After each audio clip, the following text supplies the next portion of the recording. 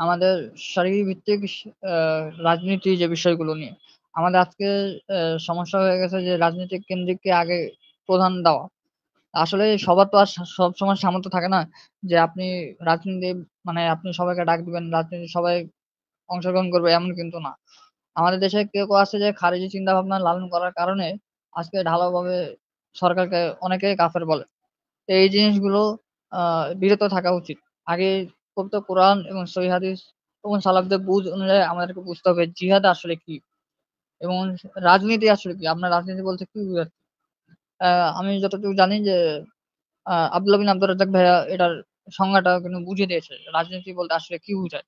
সমাজকে একটা দেশকে রক্ষা করা অন্য দেশের মানে বিপরীতে নিজের দেশকে রক্ষা করা এবং সমাজকে সঠিকভাবে পরিচালনা করা এবং শান্তিপূর্ণভাবে কাজ করানো।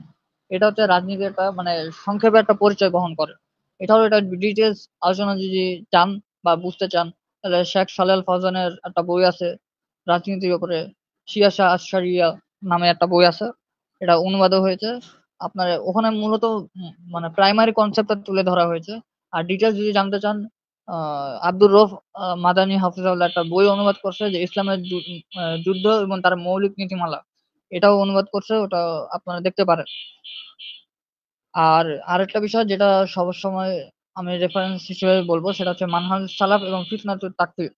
এই ২ টা বই আপনাকে 100% পড়তে হবে। আপনাকে সিয়াসা শরিয়া আপনি একটা বই পড়লে আপনি বুঝতে পারবেন না। আপনাকে ইমাম আল-আলবানী রাহিমাহুল্লাহ ফিতনাতুত তাকফির লেখার পরে আমি যতটুকু শুনেছি যে উনার ওই সময়ে আ অনেকে উনার উপরে ক্ষিপ্ত হয়েছিল। জাস্ট খালি বইটা লেখার কারণে। উনি ফিতনাতুত তাকফিরের যে নীতিমালা যে বিষয়গুলো এবং খারিজিদেরকে যেভাবে রদ করেছিল, সে রদ করার কারণে আজকে অনেকেই তার উপরে ক্ষিপ্ত হয়ে আছে। এখনো আছে। বাংলা ভাষা তো আছে। অন্যান্য ভাষার আ কি বলবো? যে দ্বিমত পোষণকারী লোকরা অনেকে আছে। তারা তার উপর খুব ক্ষিপ্ত। হ্যাঁ?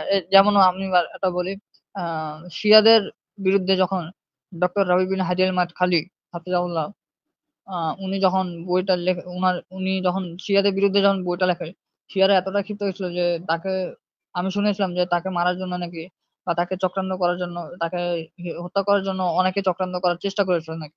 তো এই যে বিষয়গুলো আসলে সালাফদের বুঝ থেকে আমরা কতটা দূরে এটা তখনই আপনি বুঝবেন যখন আপনি বইগুলো পড়ে বুঝতে পারবেন। যেমন আমি একটা কথা বললাম মানহাজুস সালাফ, যেমন আমি আরেকটা কথা বললাম যে ফিতনাতুত তাকফির মানে খুবই একটা গুরুত্বপূর্ণ বই। আপনি যদি ইসলামের রাজনীতি যদি বুঝতে চান এগুলো বই আপনাকে মাস্ট পড়তে হবে। আপনি এগুলো পড়া ছাড়া আপনি বুঝতে পারবেন না। এছাড়া হচ্ছে খন্দকার আব্দুল্লাহ জাহাঙ্গীর স্যারের ইসলামের নামে জঙ্গিবাদ বইটা পড়তে পারেন। সেখানে আপনি খালিজিদের অধ্যায় এবং শিয়াদের অধ্যায়টা খুব ভালোভাবে পড়তে হবে আপনাকে। কারণ ওটা যদি আপনি বুঝতে পারেন তাহলে আপনার জন্য এটা ক্লিয়ার হয়ে যাবে অনেকটা। তাদের মানহাজ যে বিষয়গুলা সেগুলো ক্লিয়ার হয়ে যাবে। এছাড়াও যে আরো অন্যান্য বিষয় আছে যেগুলো অবশ্যই জানা উচিত। যেমন আ তাফসিরে সাদী বিষয়ে ইমাম সাদী রাহিমাহুল্লাহ উনিও আ মানে রাজনীতির উপরে যে বিষয়ে আয়াতগুলো এসেছে সেই আয়াতের ব্যাখ্যা করেছিলেন উনি। আমি হয়তোবা আ আমি হয়তোবা এখনো বইটা বাংলায় অনুবাদ হয়েছে। এখনো পুরোপুরি সব সূরার আয়াতের অনুবাদ হয়নি। মোটামুটি 50% কমপ্লিট হয়ে গেছে। মাকতাবুস সুন্নাহ থেকে এটা আ হয়েছে, প্রকাশ হয়েছে। আপনারা এটা পড়তে পারেন। এটা আপনারা পড়বেন।